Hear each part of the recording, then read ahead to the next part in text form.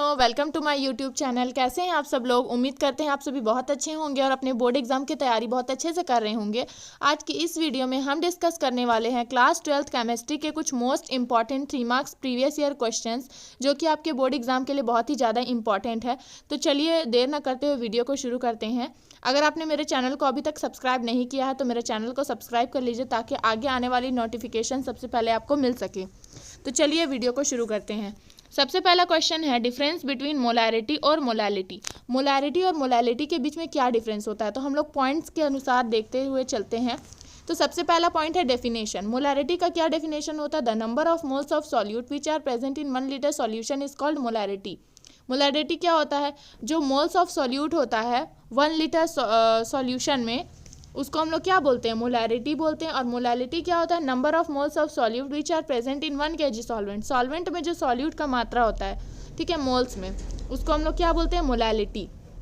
इससे हम लोग को समझ में आ रहा है कि मोलैरिटी लिक्विड के लिए होता है और मोलैलिटी सॉलिड के लिए होता है, ठीक है।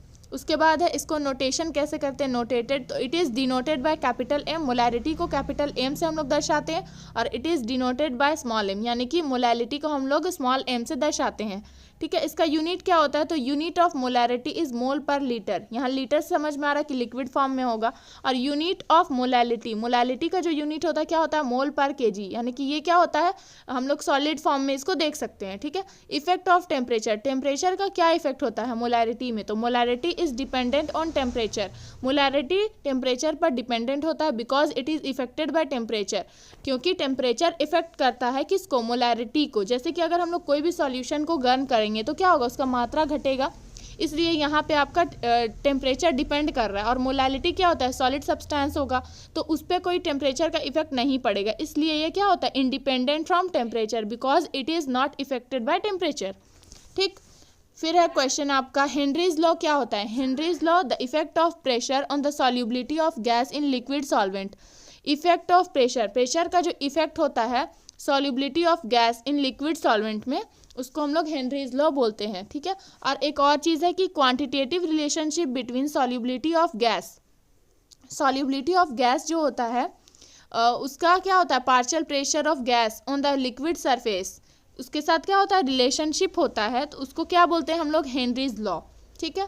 इसका 2 एप्लीकेशंस भी आता है। अगर हेनरीज लॉ आता है उसका 2 एप्लीकेशन भी आपको बताना पड़ेगा। तो यहाँ पे क्या है? The bottle of cold drink are sealed under the condition of high pressure. Cold drink का जो बॉटल होता है वो क्या होता है? सील्ड होता है कंडीशन ऑफ हाई प्रेशर में, to increase the solubility of carbon dioxide.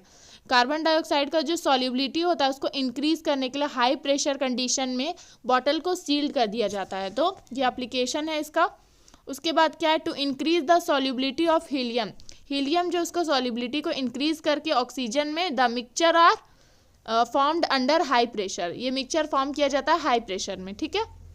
फिर क्या है? Third application, due to high pressure, high pressure में in lungs oxygen easily dissolve. Lungs में ऑक्सीजन इजीली डिजॉल्व हो जाता है ब्लड में, ठीक है। Whereas due to low pressure, और लो प्रेशर की वजह से ऑक्सीजन जो होता है वो रिमूव कर देता है ब्लड में। क्या? ब्लड जो है टिश्यू में ऑक्सीजन को जो है वो रिमूव करके क्या करता है? ब्लड टिश्यू में छोड़ देता है, ठीक है। उसके बाद है क्वेश्चन है आपका ऑस्मोटिक प्रेशर। यहाँ पे डिफाइन द फॉलोइंग करके आपको 3 का डेफिनेशन देना होता है। तो यहाँ पे आपका ऑस्मोसिस आ जाएगा, ठीक है, एसपीएम आ जाएगा, ऑस्मोटिक प्रेशर आ जाएगा। तो पहला क्या है आपका? ऑस्मोसिस। ऑस्मोसिस क्या होता है? प्रोसेस ऑफ स्पॉन्टेनियस मूवमेंट, जो अपने आप होने वाला मूवमेंट होता है of the solvent molecule. Solvent molecule में either from pure solvent into the solution और from dilute solution into the concentrated solution through semi permeable membrane. Semi permeable membrane के द्वारा, तो उसको क्या बोलते हैं हम लोग? ऑस्मोसिस। उसके बाद है सेकंड आपका एसपीएम, सेमी परमिएबल मेम्ब्रेन जिसको हम लोग बोलते हैं। तो क्या होता है वो? द मेम्ब्रेन विच अलाउ, जो कि मेम्ब्रेन होता है अलाउ करता है क्या? Only the movement of the solvent molecule. Solvent molecule का मूवमेंट को अलाउ करता है through them, is called semi permeable membrane, ठीक है। ये 2 तरह का होता है। इसका एग्जाम्पल नेचुरल और सिंथेटिक। नेचुरल किस में होता है? तो ब्लडर ऑफ गॉट में होता है। और सिंथेटिक क्या होता है? Cellulose acetate and cellophane paper में, ठीक। उसके बाद ऑस्मोटिक प्रेशर, जिसको हम लोग वाई से डिनोट करते हैं। तो ये ऑस्मोटिक प्रेशर क्या होता है, डिफाइन किया जाता है the excess hydrostatic pressure, excess hydrostatic pressure जो होता है डेवलप होता है ड्यू टू ऑस्मोसिस, ऑस्मोसिस के दौरान, ठीक है। तो इसको हम लोग डिनोट करते हैं पाई से, और it is equal to the external pressure which is applied to prevent, जो रोकने के लिए, प्रिवेंट यानी कि रोकना, रोकने के लिए जो एक्सटर्नल प्रेशर लगाया जाता है उसके इक्वल में होता है। और इसको हम लोग किस तरीके से फॉर्मूला के फॉर्म में देखें तो pi is equal to R C T होता है, जिसमें पाई जो है वो क्या ऑस्मोटिक प्रेशर होता है, सी कंसंट्रेशन है, टी फॉर टेम्परेचर है, और आर क्या है, गैस कांस्टेंट है। उसके बाद हम लोग क्वेश्चन देख लेते हैं सॉल्ट ब्रिज। सॉल्ट ब्रिज आपका मैक्सिमम टाइम सॉल्यूशन आपका इलेक्ट्रोकेमिस्ट्री चैप्टर से आ जाता है एग्जाम में, ठीक है। It may be defined as an inverted glass tube, inverted glass tube होता है which contain suitable salt in अगर अगर, ठीक है, कंटेन करता है सुइटेबल सॉल्ट इन अगर अगर में, ठीक है। Function of salt bridge, salt bridge का क्या फंक्शन होता है, तो salt bridge maintain electrical neutrality of the cell, electrical neutrality होता है उसको मेंटेन करने का काम करता है कौन, सॉल्ट ब्रिज। फिर है it prevent the transference the ion, transference of the ion, तो यहाँ पे क्या करता है, ट्रांसफरेंस ऑफ आयन को क्या करता है, प्रिवेंट, रोकने का काम करता है। It complete inner cell circuit of the cell, inner cell circuit of the cell को क्या करता है, कंप्लीट करता है। उसके बाद है रेट ऑफ रिएक्शन, ये आपका केमिकल काइनेटिक्स चैप्टर से बहुत ही ज़्यादा इंपॉर्टेंट क्वेश्चन है, पूछ लिया जाता है what is rate of reaction, what is the factor that affect the rate of reaction. तो ये दोनों क्वेश्चन एक ही साथ हम लोग कर लेते हैं यहाँ पे। तो it may be define as the changes in molar concentration of any one reacting species take part in a chemical reaction, जो भी यहाँ पे मोलर कंसंट्रेशन होता है किसी रिएक्टिंग स्पीशीज का, जो कि पार्ट लेता है किस में, केमिकल रिएक्शन में, in per unit time, per unit time में। इसको हम लोग दूसरे तरीके से ये भी बोल सकते हैं, rate of reaction is the rate of change of molar concentration of reacting species, ठीक है। इसको हम लोग डिनोट करते हैं dx बाय dt से भी डिनोट करते हैं, और इसको और क्या बोल सकते हैं, where x is the molar concentration, जो x होता है वो क्या होता है, मोलर कंसंट्रेशन होता है ऑफ रिएक्टिंग स्पीशीज का, and t is time taken for the change, it can be expressed, इस तरीके से हम लोग इसको एक्सप्रेस भी कर सकते हैं। Reaction rate is equal to change in molar concentration of reacting species by time taken for the change, ये आपका फॉर्मूला के तौर पे हो गया। उसके बाद है factor affecting the rate of reaction, factor जो अफेक्ट करता है किसको, रेट ऑफ रिएक्शन को अफेक्ट करता है। तो यहाँ पे पहला है टेम्परेचर, टेम्परेचर कैसे अफेक्ट करता है, तो generally with the increase in temperature, अगर टेम्परेचर इंक्रीज होगा तो रेट ऑफ रिएक्शन भी क्या हो जाएगा, इंक्रीज हो जाएगा। But specially in case of exothermic reaction, but special case होता है एक्सोथर्मिक रिएक्शन का, जिसमें रेट ऑफ रिएक्शन डिक्रीज होता है with the increase in temperature, temperature increase होगा लेकिन क्या होगा, रेट ऑफ रिएक्शन डिक्रीज होगा, ठीक।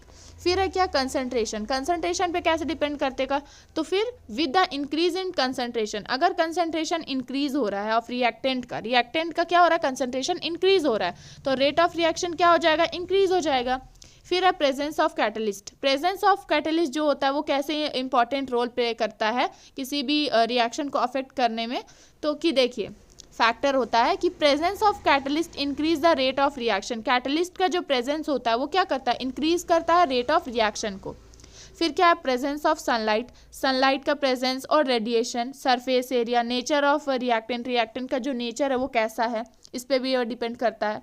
उसके बाद आ जाते हैं डिफरेंस, आ जाता है ऑक्सीडेशन एंड रिडक्शन पोटेंशियल का डिफरेंस पूछा जाता है, या फिर बोल सकते हैं इसका डेफिनेशन ही पूछ देगा। तो ऑक्सीडेशन पोटेंशियल क्या होता है, तो the potential at which, potential जिसमें ऑक्सीडेशन अकर, ऑक्सीडेशन होता है एट द एनोड, एनोड में, इन इलेक्ट्रोकेमिकल सेल में, इलेक्ट्रोकेमिकल सेल में एनोड से क्या होता है, ऑक्सीडेशन होता है, तो उसका जो पोटेंशियल होता है उसको क्या बोलते हैं, ऑक्सीडेशन पोटेंशियल।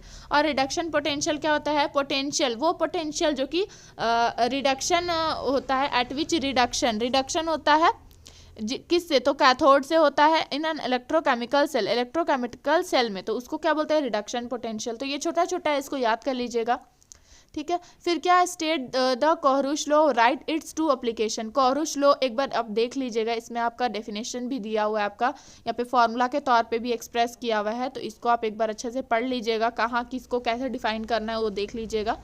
उसके बाद है आपका एक्सप्लेन द फॉलोइंग टर्म, या कि आपका इलेक्ट्रोकेमिस्ट्री से आपका कभी कभी पूछ लेता है 2 नंबर 3 नंबर में, ठीक है। सेल कांस्टेंट क्या होता है, तो यहाँ पे सेल कांस्टेंट का दिया हुआ है आपका, ये हम कुछ कुछ ऐसे ही बता दे रहे हैं डेफिनेशन के तौर पे, ऐसे आप पढ़ सकते हैं अगर आपके पास अभी टाइम है एक्स्ट्रा तो फिर आप देख लीजिएगा इसमें, ठीक है। यहाँ पे और भी इक्विवेलेंट कंडक्टेंस है, मोलर कंडक्टेंस है, सेल कांस्टेंट है, फिर इधर है आपका स्पेसिफिक कंडक्टेंस है, ये आ जाता है एग्जाम में कभी कभी। तो ये केमिकल काइनेटिक्स का तो हम लोग ये कर चुके हैं, ठीक है। उसके बाद क्या है, ये आपका ऑर्डर ऑफ क्या है, write the difference between order of reaction and molecularity, इन दोनों के बीच में क्या डिफरेंस होता है। तो ये क्वेश्चन इंपॉर्टेंट है, 3 मार्क्स में पूछ लेता है, ये आपका प्रीवियस ईयर में 2024 में 2025 में भी आया हुआ क्वेश्चन है। तो ऑर्डर ऑफ रिएक्शन, तो order of reaction is sum of power of molar concentration of reacting species involved in rate equation written by rate law. उसके बाद molecularity, it may be defined as the reacting species that collide simultaneously is called chemical reaction, ठीक है। ये आप देख लीजिएगा, ये जो होता है ऑर्डर ऑफ रिएक्शन वो 0 हो सकता है, फ्रैक्शन हो सकता है, स्मॉल होल नंबर भी हो सकता है, लेकिन जो मॉलिक्यूलैरिटी होता है वो 0 नहीं हो सकता है। ये जो होता है एक्सपेरिमेंट बेस्ड होता है ऑर्डर ऑफ रिएक्शन, और ये जो होता है मॉलिक्यूलैरिटी थ्योरेटिकल वैल्यू होता है। उसके बाद ये आपका 4th और है ये ऑप्शन, ये देख लीजिए, multi step reaction in order of reaction is given by the slowest, ये देख लीजिए। फिर in multi step reaction each has the molecular but there is overall molecularity, इसको आप एक बार पढ़ लीजिएगा। फिर half life period for 0 order reaction, एक बार देख लीजिएगा हाफ लाइफ पीरियड में, इसका फॉर्मूला एक बार देख लीजिएगा, हो सकता है आपके लिए क्वेश्चन आ जाए। उसके बाद है डी ब्लॉक एलिमेंट, ठीक है। डी ब्लॉक एलिमेंट से आपसे क्या पूछा जा सकता है कि what is transition element, and जो ट्रांजिशन एलिमेंट है वो क्या होता है, और उसके साथ में उससे मिलता जुलता और एक क्वेश्चन कभी कभी पूछ लेता है कि, और क्वेश्चन यहाँ पे transition element form coloured complex why, मतलब रीजन के तौर पे क्वेश्चन पूछ लेता है। ट्रांजिशन एलिमेंट है वो क्या करता है, कलर्ड कॉम्प्लेक्स बनाता है, लेकिन कैसे, क्यों बनाता है, तो ड्यू टू ड प्रेजेंस ऑफ कंप्लीटली फिल्ड और एम्प्टी डी ऑर्बिटल की वजह से, ठीक है। ट्रांजिशन एलिमेंट क्या होता है, तो वो डी ब्लॉक एलिमेंट्स जिसका डी ऑर्बिटल जो होता है इनकम्प्लीट होता है कोई भी ऑक्सीडेशन स्टेट में, तो उसको ट्रांजिशन एलिमेंट बोलते हैं। यहाँ पे रीजन वगैरह दिया हुआ है। तो उसके बाद क्वेश्चन है why do transition element show variation in oxidation number, इसका आंसर यहाँ पे दिया हुआ है। और यहाँ पे जो general electronic configuration, general configuration of D block element जो दिया हुआ है, इसको एक बार देख लीजिएगा, ये 1 मार्क्स में भी पूछ लेता है, ऑब्जेक्टिव में पूछ लेता है। फिर है आगे क्वेश्चन, आपका इतना क्वेश्चन आपका हो गया, ठीक है। अब आ जाते हैं हम लोग बायोमॉलिक्यूल्स चैप्टर में। तो बायोमॉलिक्यूल्स चैप्टर में आपसे क्वेश्चन पूछ लेता है कार्बोहाइड्रेट्स एंड इट्स टाइप, या फिर क्लासिफाइड करने के लिए बोल सकता है। तो यहाँ पे बायोमॉलिक्यूल्स में आपका कार्बोहाइड्रेट क्या होता है, तो कार्बोहाइड्रेट जो है उसको डिफाइन किया जाता है पॉलीहाइड्रोक्सी एल्डिहाइड या पॉलीहाइड्रोक्सी कीटोन के रूप में, या फिर वो कंपाउंड जो कि पॉलीहाइड्रोक्सी एल्डिहाइड और पॉलीहाइड्रोक्सी कीटोन देता है हाइड्रोलाइसिस के बाद, ठीक है। उसके बाद है क्लासिफिकेशन ऑफ कार्बोहाइड्रेट। तो यहाँ पे आपका 3 तरह से इसको क्लासिफाई किया जाता है, on the basis of hydrolysis product के बेसिस पे, on the basis of reducing nature के बेसिस पे, और on the basis of taste यानी कि टेस्ट के बेसिस पे। तो सबसे पहला है on the basis of hydrolysis product. तो यहाँ पे 3 टाइप्स का कार्बोहाइड्रेट होता है, तो मोनोसैकेराइड होता है, ऑलिगोसैकेराइड और ट्राइसैकेराइड। सबसे पहला है मोनोसैकेराइड। मोनोसैकेराइड क्या होता है, तो these are the carbohydrate which can not be hydrolyse to smaller carbohydrate, वैसा कार्बोहाइड्रेट जो कि हाइड्रोलाइज करके स्मॉलर कार्बोहाइड्रेट नहीं बनाता है, ठीक है, उसको हम लोग क्या बोलते हैं, मोनोसैकेराइड्स बोलते हैं, जिसका एग्जाम्पल है आपका ग्लूकोज एंड फ्रुक्टोज, ठीक है। आगे है क्वेश्चन ओलिगोसैकेराइड। ओलिगोसैकेराइड क्या होता है, तो these are the carbohydrate which are hydrolysed to give 2 to 10 monosaccharide. तो यहाँ पे 2 से लेकर के 10 तक मोनोसैकेराइड दे सकता है हाइड्रोलाइसिस के बाद, जिसको हम लोग क्या बोलते हैं, डाइसैकेराइड बोलते हैं। और इसका एग्जाम्पल क्या है, सुक्रोज, माल्टोज, लैक्टोज, ठीक है। फिर है ट्राइसैकेराइड है, टेट्रासैकेराइड है, और आगे क्या है, पॉलीसैकेराइड। तो पॉलीसैकेराइड क्या होता है, तो these are the carbohydrate which give up to 10 monosaccharide unit और ऑन हाइड्रोलाइसिस, यानी कि 10 से ज़्यादा अगर कोई मोनोसैकेराइड यूनिट दे रहा है तो हम लोग क्या बोलेंगे, उसको पॉलीसैकेराइड बोलेंगे, जिसका एग्जाम्पल क्या है, स्टार्च, सेल्यूलोज, ग्लाइकोजेल एक्सेट्रा, ठीक है। आगे बढ़ते हैं हम लोग। On the basis of reducing agent, reducing agent के बेसिस पे दो तरह का कार्बोहाइड्रेट्स होता है, नॉन रेड्यूसिंग शुगर और रेड्यूसिंग शुगर। पहला है नॉन रेड्यूसिंग शुगर। तो नॉन रेड्यूसिंग शुगर क्या होता है? The carbohydrate which do not reduce, वैसे कार्बोहाइड्रेट जो कि रेड्यूस नहीं करते हैं, क्या? फैलेंस सॉल्यूशन और Tollens reagent, is called non reducing sugar, जिसका एग्जाम्पल है पॉलीसेकेराइड, स्टार्च, सेल्यूलोज, ग्लाइकोजल एक्सेट्रा। ठीक है। दूसरा है रेड्यूसिंग शुगर। रेड्यूसिंग शुगर क्या होता है? The carbohydrate which can reduce Phalen solution, वैसे कार्बोहाइड्रेट जो कि रेड्यूस करते हैं फैलिन सॉल्यूशन और Tollens reagent, is called reducing sugar, जिसका एग्जांपल है मोनोसेकेराइड, इसका है ग्लूकोज एंड फ्रुक्टोज, इसका क्या है? एग्जांपल है। आगे क्या? On the basis of taste, taste के बेसिस पे दो तरह का कार्बोहाइड्रेट होता है, शुगर एंड नॉन शुगर। तो शुगर क्या होता है? The carbohydrate which is sweet in taste, जो कि मीठा होता है टेस्ट में, उसको हम लोग क्या बोलते हैं? शुगर, जिसका एग्जांपल है मोनोसैकेराइड, जैसे कि glucose and fructose. Non sugar क्या होता है? The carbohydrate which do not have sweet in taste, यानी कि जिसका टेस्ट जो होता है स्वीट नहीं होता है, तो उसको हम लोग क्या बोलते हैं? नॉन शुगर, जिसका एग्जांपल है पॉलीसैकेराइड, जिसमें आता है स्टार्च, सेल्यूलोज, ग्लाइकोजल एक्सेट्रा। उसके बाद आ जाते हैं हम लोग 3 मार्क्स का और क्वेश्चन यहाँ पे देख लेते हैं। Fibrous protein and globular protein अक्सर एग्जाम में पूछा जाता है, आपसे 2024 2025 में पूछा गया है, तो एक तरह से इम्पॉर्टेंट है भी, और अगर 2 साल आया तो नहीं भी आ सकता है, बट हम लोग इसको अच्छे से कर ही लेते हैं क्योंकि ज़्यादा बड़ा है नहीं ये। ठीक है, ये इंपॉर्टेंट भी है। Fibrous protein and globular protein, तो यहाँ पे ग्लोब्यूलर प्रोटीन क्या होता है? In globular protein polypeptide chain are arranged as coil, यानी कि ग्लोब्यूलर प्रोटीन पॉलीपेप्टाइड का जो चेन होता है वो ऐसे अरेंज्ड होता है कि एज ए कॉइल के रूप में, मतलब इसको हम लोग कॉइल के रूप में होता है। और फाइब्रस प्रोटीन क्या होता है? In fibrous protein polypeptide chain run parallel to each other, ये पैरेलल होता है। कॉइल जो होता है वो सर्कल के फॉर्म में होता है, और यहाँ पे chains run parallel to each other, parallel मतलब समांतर, जिसको हम लोग बोलते हैं। ठीक है। फिर है यहाँ पे ग्लोब्यूलर प्रोटीन होता है, दे हैव स्फेरिकल शेप, ये स्फेरिकल शेप में होता है, कॉइल के रूप में जो हम बोले गोल गोल। और ये जो फाइब्रस प्रोटीन होता है क्या होता है? They have thread like structure, thread like structure होता है धागे के तरह। ठीक है। उसके बाद है globular protein is soluble in water, ये सॉल्यूबल होता है वाटर में, इजीली क्या होता है? डिजॉल्व हो जाता है, सॉल्यूबल होता है। Fibrous protein is insoluble in water, जो कि सॉल्यूबल नहीं होता है। ठीक है।